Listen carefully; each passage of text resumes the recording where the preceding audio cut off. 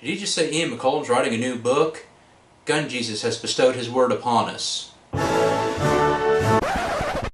Alright, I recorded all the gun tropes at the same time about 4 weeks ago, and since then the social media team at Heckler & Koch has taken time away from making fun of the poors to make a meme with Ian holding his book and a HK-416 in his other hand. And Ian's decided to capitalize on this Jesus meme thing now. So, I'm going to change the joke up a little bit, because prior to doing this on the Tired Gun Tropes, I actually asked Ian if he wanted to participate in making fun of the gun trope, and he said he wasn't interested in doing the Gun Jesus thing. Well, you know what? Since he is a gun deity, sometimes the answer to your prayer is no, and the fact that he answered me shows that he is a kind and benevolent gun deity.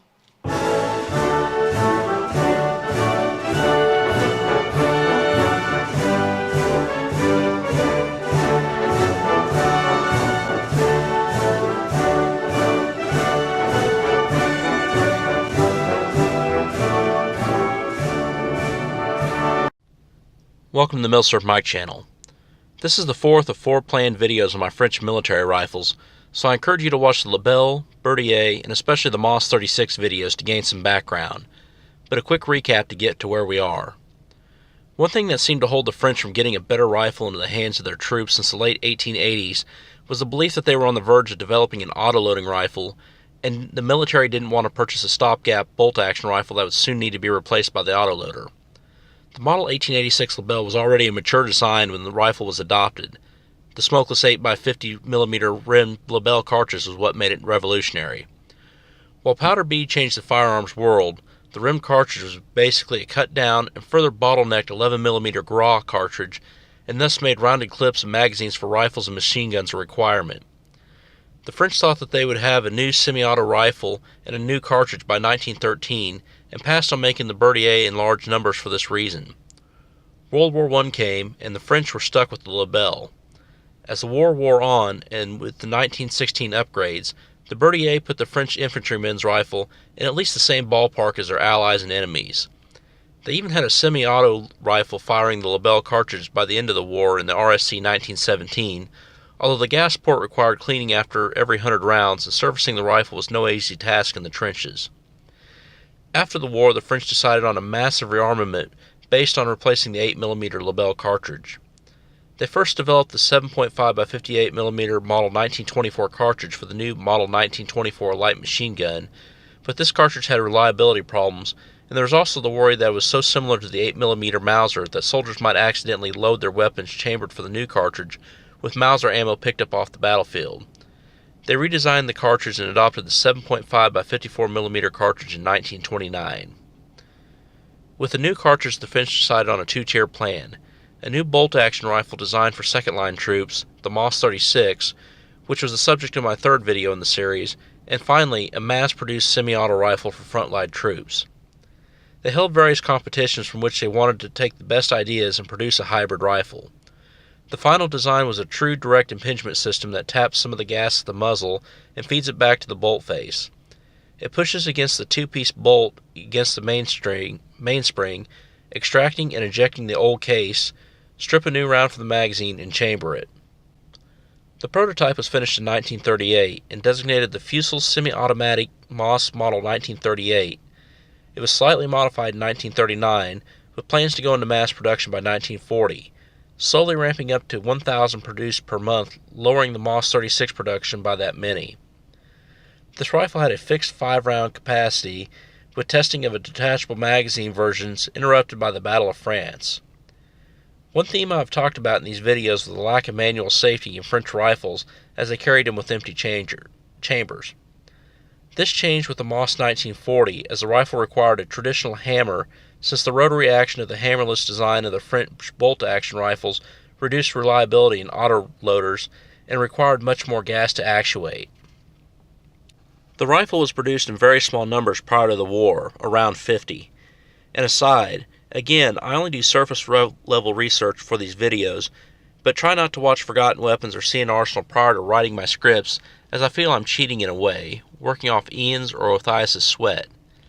That said, I did see Forgotten Weapons video on the Moss 1944, and there's some conflict in something Ian said in his video with one of my main, albeit surface level, sources say about the Germans or Vichy French not producing the semi-auto rifles for the Axis during the war. My source is saying that German authorities looked through the entire Moss armory examining the semi-auto prototypes, but the Wehrmacht wasn't convinced on the need for an autoloading rifle and didn't attempt to put the French rifle into service, despite having the tooling and an armory ready to do so. Ian in his video claims that the staff at St. Etienne hid all the evidence of the rifle and disguised the tooling to look like it was for producing the Moss 36, which did share many of the same parts such as stocks, hardware, bayonets, and even the stacking hooks of the Moss 40. Ian is publishing a primary quality research book on the matter, and his story passes the sniff test a little more than the version that the Wehrmacht didn't see a need for an autoloader, as the Germans, one, almost always kept munition plants in conquered lands going using their arms as long as they met a certain quality standard, the high-powered Vis-35 pistols being prime examples, and two, were trying to develop a semi-auto rifle of their own. Since the G41 was pretty much a failure, and the G43 had many similarities with the Soviet SVT-40, imagine if they had copied the more rugged French design instead. I have a hard time believing that the Moss 40 was merely ignored. Retreating Germans pretty much left the plant untouched, but the Free French ransacked the plant, causing much damage and taking all the Moss 40 prototypes. Still, the French got the factory going once again, making the rifle from drawings and memory. This rifle would have a 10-round detachable magazine with a weird external latch. The foil plate was basically cut from the bottom of the fixed magazine so the detachable magazine could be added. This was the model 1944, and production began early in 1945. This was also the same time the French military was trying to quickly rearm itself.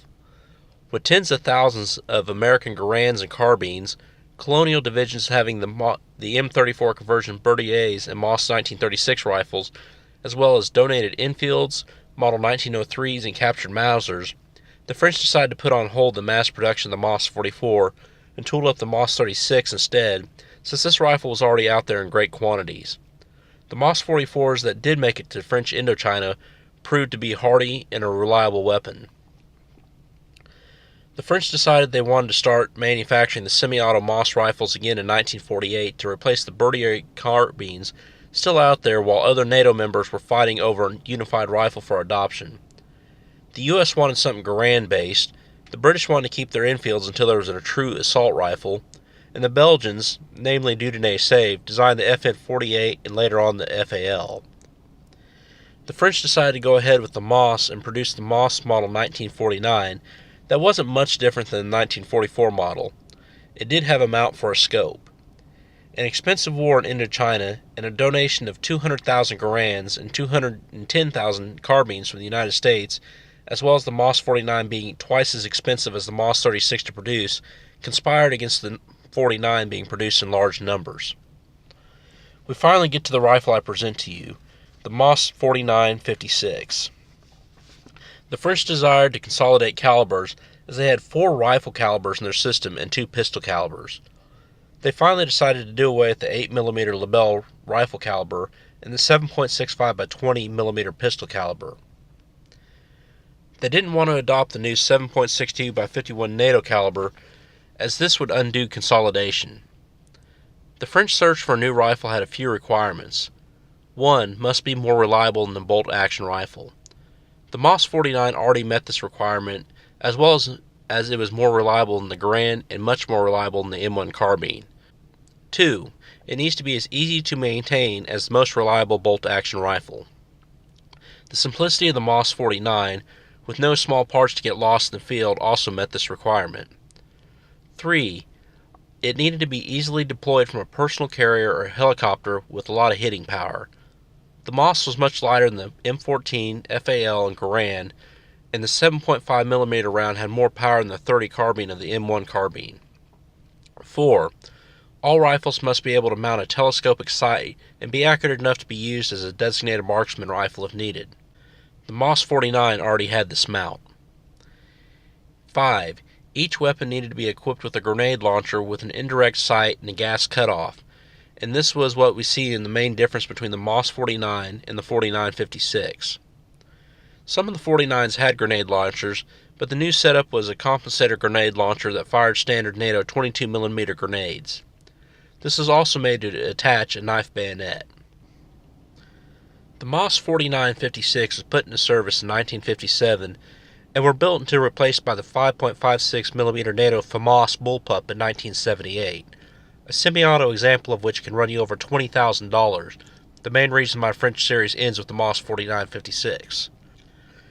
Over 275,000 examples of the 4956 rifles were produced, whereas only 20,000 of the MOS 49, 7,000 of the MOS 44, and only 50 prototypes of the MOS 40 were produced. They were important to the U.S. where Century, in all their wisdom, tried to convert some into 7.62 NATO before selling them. These were notoriously troublesome, and I highly recommend against purchasing one of these if you see it for sale. Make sure it's chambered for the original 7.5 by 54mm French ammo. There is some surplus ammo out there to be had, and PPU makes some high-quality aftermarket ammo. I believe I purchased my rifle from the same auction I bought my MOS 36 from a few years back, and even made some early Milsurp Mike videos on them. They were both caked in cosmoline, so it took a good cleaning to get both the rifles to run well. The 4956 runs very, very well. One thing I noticed is just how far it throws the brass, far enough away that it made recovery of the brass difficult. The sights are easy to use, and the length of the rifle makes it easy to carry. If the 7.5 French round and spare magazines were more common, this would make a great consideration for a bug-out rifle, and here's where I want to compare it to some of its contemporaries. When developed, the MOS was probably the best semi-auto rifle adopted, superior to the SVT, the G41, and later G43, and even the Garand.